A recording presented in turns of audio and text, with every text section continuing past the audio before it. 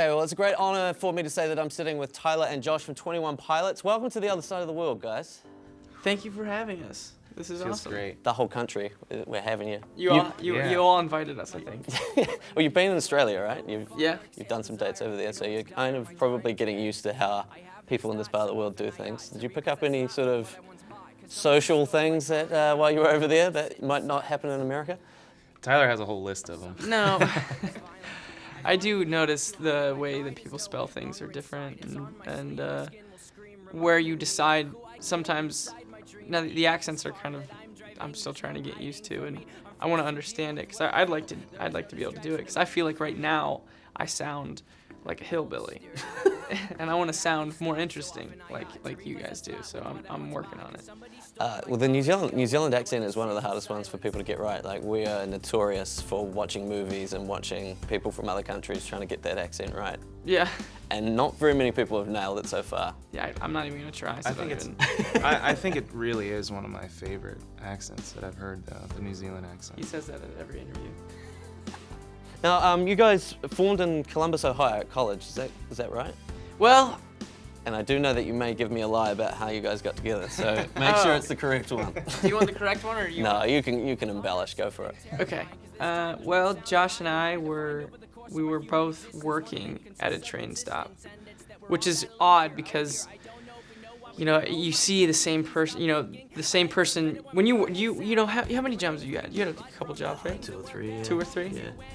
Each of those jobs, you kind of develop a bond with the people that you work around, correct?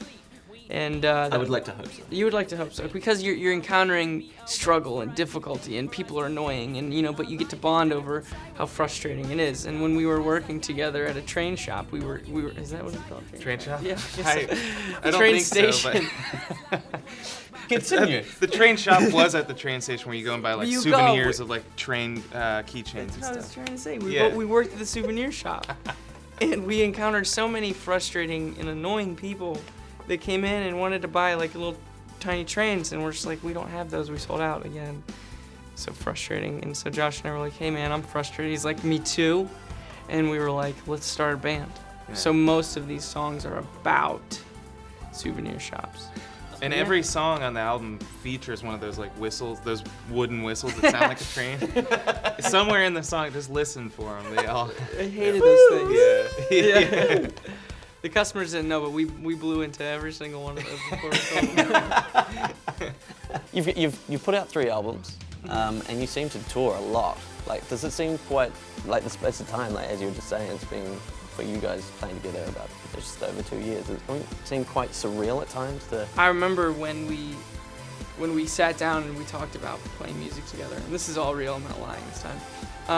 This wasn't at a train station, this was in my living room, and we talked about how we wanted to be gone. We wanted to leave where we were, and we wanted to play a show every day, because that blew our mind. As a local band, you start out, working in places where you're able to take off weekends so that you can play Friday, Saturday, and maybe Sunday, and then you're lucky if you get 2 weekends in a month booked. So it's tough to get consistent shows as a local band. That's the toughest thing, and that is the one thing that I do not want to do over again. Is emailing promoters and bar owners and just vendors and no one emailing you back. And so we've always talked about, wouldn't it be amazing if we were able to play show after show and be gone for a long time? And here we are on the other side of the world showing our music to people. I got 2 more things. Now, I know a couple of bits about you guys. Josh, I know you can do a backflip, which I'd like to see. If you're more than willing to do one. I don't know what you're going to totally jump do off. one. Maybe I'll just do a brace on the ground and you can jump off me. That freaks me out, but okay. As it does I. And Tyler, I understand that you have a bit of a basketball passion. You were going to go to college on a basketball scholarship at one point. At one point, that was the plan. So I bought a ball. Ooh. Ooh, what? What? Where did that come from? What a surprise. I'm going to give that to you. So what I would like from you guys as I wander off into the distance is maybe some basketball tricks. This is going to be really weird. Basketball tricks and a backflip at the same time. At the same time.